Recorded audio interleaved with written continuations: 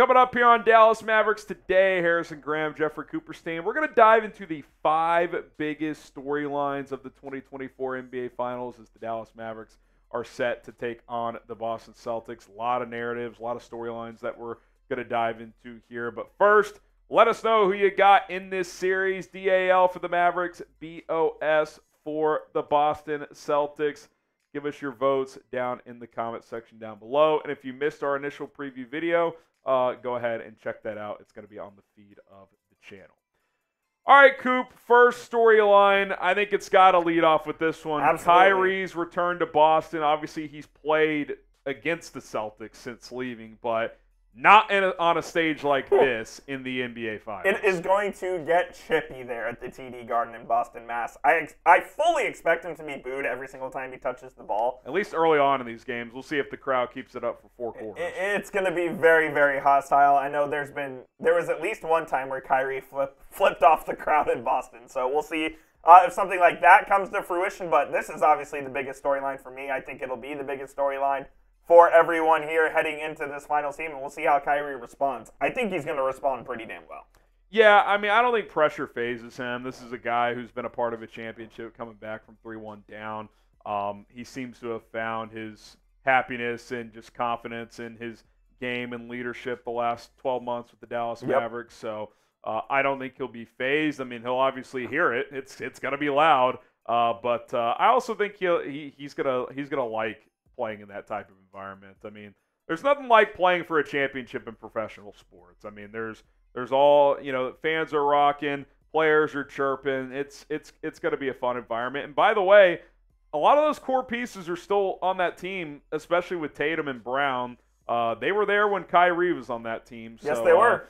That part of it's interesting as well.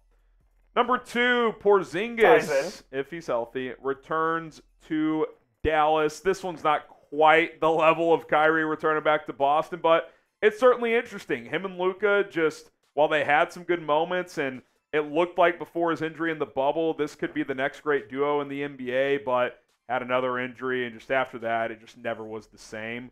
I'm pretty sure Porzingis has never played in Dallas, by the way, since he's been traded, because injuries. He was hurt in the previous game here against the Celtics this year, and I believe the year before with the Wizards as well.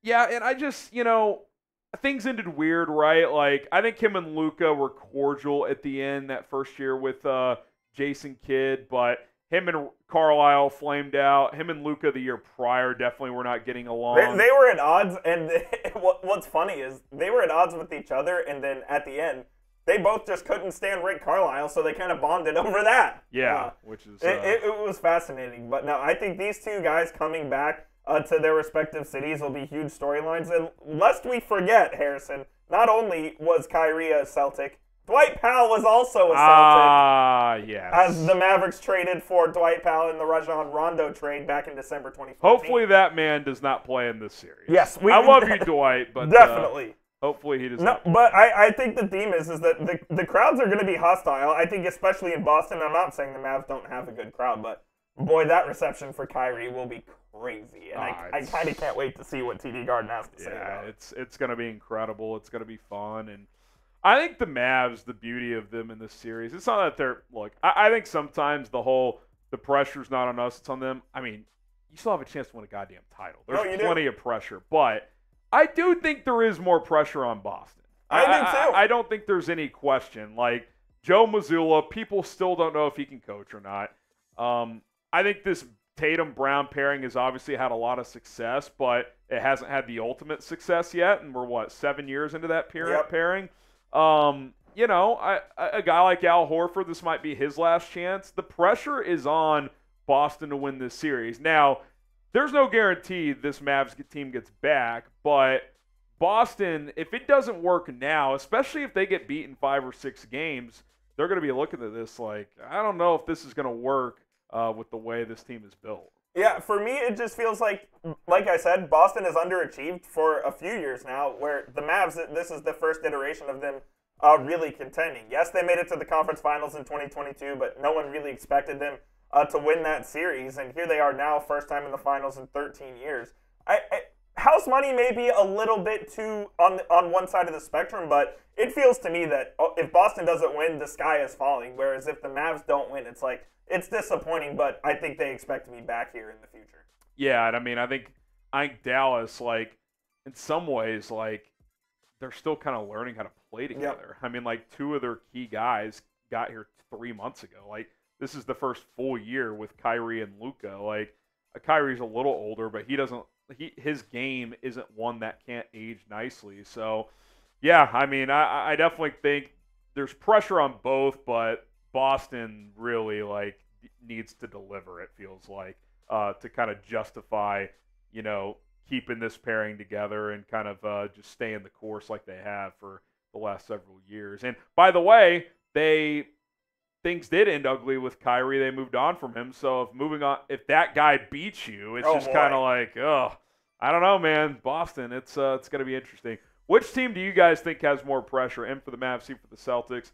I think it's pretty clearly the Celtics, although to act like it's pressure-free in Dallas is certainly not the case. Yeah, I'd agree.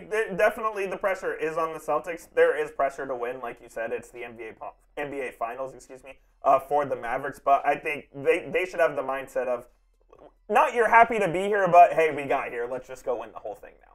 Yeah, exactly. Prize Picks, if you want to get in on the action during the NBA Finals, play the best daily fantasy sports app out there. That is Prize Picks. 5 million active users and counting. You guys should be one of them. PrizePicks.com/CLNS. Use the code CLNS. Get a deposit match up to $100. The way it works is simple. You set lineups, 2 to 6 player entries. You got the NBA playoffs, the NHL playoffs, Major League Baseball, esports, and a whole lot more. You can cross over sports with your pick, or you can keep your pick all within the same game like we have for Game 1. 3-player entry here. More than 6 rebounds for Daniel Gafford. He's really ramped up the rebounding the last few games, so we like that number. More on Derek White points, 14.5, and less on Jayson Tatum points, 27.5. 10 to win 50 on this Game 1 3-player entry. Go to prizepicks.com/CLNS. Use the code CLNS to get that deposit match up to $100 if you are a first-time Prize Picks customer. Check it out today. Prize Picks, link is in the comments and in the description.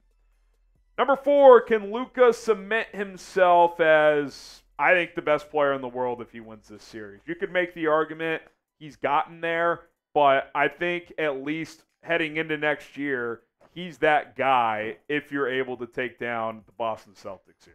Absolutely. If he wins this series, I think he will be anointed the best player in the world over Jokic at this point, and I think he'll be certifiably among one of the top 30 greatest players of all time already through year 6. Is that something crazy to say? No, I mean, look, if they win it all this year and he's Finals MVP as well, let's say he gets that. I mean, I think you look at his accomplishments. 5-time All-NBA. The only thing he'd be lacking is an MVP, which I still think he had a great case this year. But that's neither here nor there. He'd have a Finals. He'd have a Finals MVP. He'd have a second trip to the Western Conference Finals. He'd have multiple notable playoff game winners that will be playing on highlight reels forever. He'd have a EuroLeague champion or MVP, by the way, and title. Like, maybe top 30 is rich, but I think it's for sure top 50. Like, and for a guy 6 years into his career, that's pretty damn impressive. All I know is this: when you look at the history of the NBA over the last 25 years or so, it is very rare that you win a title without a top 25 player of all time. Yeah. So, am I calling Luka top 25 if they win? Maybe I am, maybe I'm not, but he's damn sure. Well, I think it's also, too, you can project, like, even if he doesn't win another title, if he has 10 more great years, just rack up the stats, he's going to be top 25. Yeah, he will. So, like, I mean, if D. Wade is considered a top 25 player, Dwayne Wade's a great NBA player. Luka Doncic is a far superior basketball player. And if he gets an NBA championship, I mean, it's not even – and he plays another decade, he will easily be a top 25 all-time. He's also not a crybaby stiff like Wade is, but that's neither here nor there.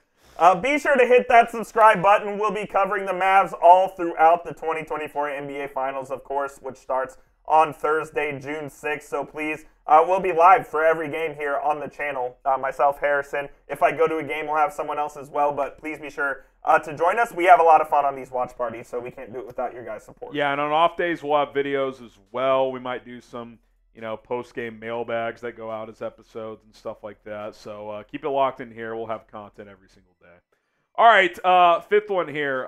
Which duo outperforms the other? And, yeah, I think it's a fascinating discussion, the two different duos, in terms of, what the talking points are. You already have people like, I can't remember who went on national TV and said that Luka and Kyrie is already the most talented backcourt in NBA history. I saw that one as well. Kyrie even shot it down. I was like, look, we got to win a title first. Let's chill. But I think when you just say talented, they're in the discussion. And then, again, we've said it a couple times here, Coop. This Tatum-Brown duo has been questioned at times. Boston has stayed the course with it. They paid Jaylen Brown the biggest contract in NBA history to keep this together. They're expected to outperform Luka and Kyrie. They are paid to do so. Luka and Kyrie have been together for about 15 months. Yep. So it's fascinating to see how this thing plays out. I'll just add a couple of other ones, too. Jayson Kidd, I think he's gained a lot of fans in this run, but if he wins this series, I think he cements himself as one of the best coaches in the NBA right now. Joe Mazzulla, look, I don't know if he can coach. I really don't. Which is crazy to say, considering they're in the finals. I'm not saying the guy is awful, but if he got fired, would he for sure get a job? I don't know. I think Jayson Kidd probably would, even though there are still questions about him. The reason I didn't put that one on there is because I do think that's such a distinct advantage for the Mavericks in the coaching department. I think Kidd is the better coach, and hopefully that will show out in the finals, because if it comes down to it and it needs to be an X's and O's battle, I think I'm taking Jayson Kidd. Which has not always been something you would say. Look, the Mavs were just better than the Clippers, but how many times were we saying, what a play out of the timeout from Ty Lue? That's an X's and O's master. Yeah. I'm not terrified that Joe Mazzulla is going to slice and dice the Mavs out of timeouts. Doesn't concern me. I just don't see it. Like I said, I don't know what it is, but there is something missing about this Celtics team. It's they're just I don't know. They're just too boring. They are. They won 64 games and they're boring. I don't know. Maybe you need a Draymond to be entertaining. Who knows? What is the biggest storyline in the finals? What say you? Down in the comment section down below. There's a lot of good ones. There's ones we haven't even hit on, to be completely honest. Which we will hit on later, so that's why you hit the subscribe button once again. We will have a video at least every single day throughout the finals and leading up to the finals as well. So please be sure to stay tuned with us, and we'll see you guys soon. I cannot wait. The finals are so close. Get the MFFLs in the comments. We'll see you soon.